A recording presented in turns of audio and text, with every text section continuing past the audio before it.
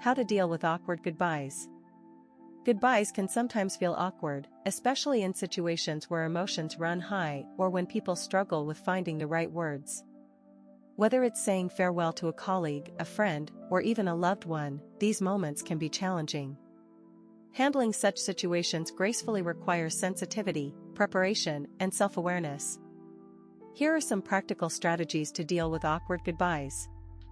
1. Prepare ahead of time. Planning ahead can reduce the discomfort associated with goodbyes. If you know that an awkward farewell is inevitable, such as leaving a job or moving to a new city, consider rehearsing what you want to say. Prepare a brief but sincere message that conveys your emotions without becoming overwhelming. Practicing beforehand can make the conversation feel more natural and reduce the pressure when the time comes. 2. Use humor to lighten the mood. Humor can be an excellent tool to alleviate tension and make farewells less awkward. A lighthearted joke or a playful remark can ease emotions and create a more positive memory of the goodbye. However, it is important to be mindful of the tone of the situation.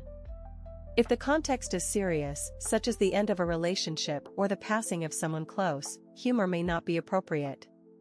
Gauge the emotional atmosphere and use humor thoughtfully. 3. Keep it simple and direct. Many people feel awkward during goodbyes because they overthink the situation, worrying about saying too much or too little. A simple, direct approach often works best. You don't need to craft a speech or over-elaborate your emotions. A concise statement like, "It's been great knowing you. I'll miss you, stay in touch," can be both genuine and easy to deliver. When you keep it short and sincere, the conversation flows more naturally. 4. Acknowledge the awkwardness. Sometimes, the easiest way to get past an awkward situation is to acknowledge it. If you find yourself struggling to find the right words or if the silence becomes uncomfortable, simply saying, "I never know what to say in goodbyes," can diffuse the tension. This honesty can make the interaction feel more authentic and even invite some laughter, putting both parties at ease. 5. Offer closure or a gesture. Closure can help make farewells less awkward, especially in emotional situations. Depending on the nature of the goodbye, a kind gesture like a card, a small gift, or a simple hug can leave a lasting impression. These actions convey feelings that words sometimes cannot express. For more formal goodbyes, such as at work, a handshake or a professional thank you message can also provide closure while maintaining appropriate boundaries. 6. Leave room for future connections. Goodbyes don't always have to feel final.